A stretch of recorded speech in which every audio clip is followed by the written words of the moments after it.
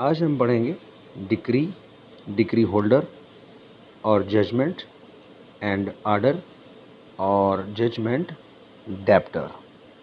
So we must have to understand, पहले जो है हमें समझना पड़ेगा कि सिविल के हवाले से CPC के कानून के मुताबिक section 2 under section 2 sub section 2 decree, ये जो वर्ड है अक्सर ऑफन इस्तेमाल होता है सिविल लॉ के हवाले से।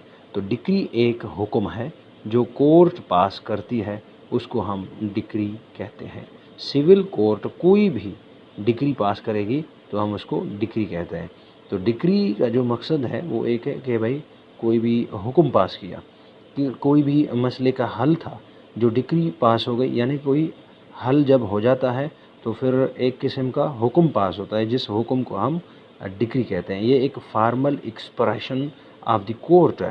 ये जो डिक्री का जो ख़ास मकसद होता है कि भाई हमारे पास जो मसला कोई भी पार्टी लेकर आ गई और फिर उसके मसले के जितने भी उस मसले को हमने हल किया तो फिर हम उसे डिक्री कहते हैं।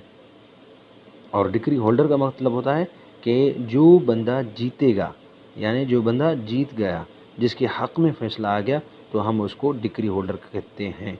तो सेक्शन 2 सब सेक्शन 3 में डिक्री होल्डर इस्तेमाल होता है। और उसके बाद है सेक्शन 2 सब सेक्शन 9 जजमेंट। तो एक फ़तवा पास होती है तो उस फ़तवा को हम क्या कहते हैं? जजमेंट कहते हैं। तो डिक्री के साथ जजमेंट भी होती है। अगर डिक्री नहीं है तो फिर कॉमनली एक जजमेंट ही आ गई।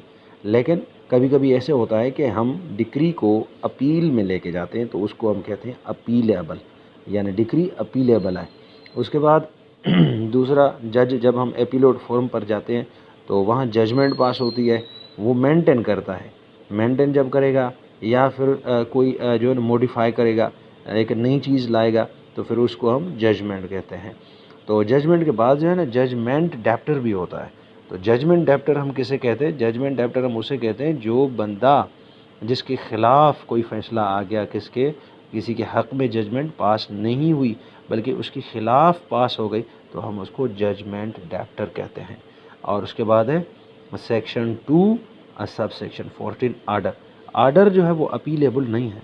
आर्डर कभी कभी ऐसे भी होता है कि हम सूट दाखिल करते हैं और डिसमिस हो जाए तो हम उसको आर्डर कहते हैं। तो आर्डर चैलेंज हो सकता है लेकिन अपील नहीं हो सकता।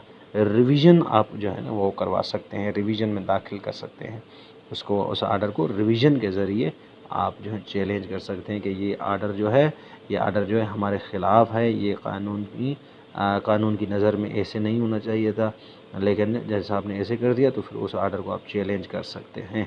तो इसलिए डिक्री को जब आप चैलेंज करेंगे तो वो अपील कहलाएगी, और आर्डर को जब आप चैलेंज करेंगे तो वो रिवीजन कहलाएगी। तो ये आज का मौजूदा जो हमने मुकम्मल कर लिया। Thank you very much for watching this video.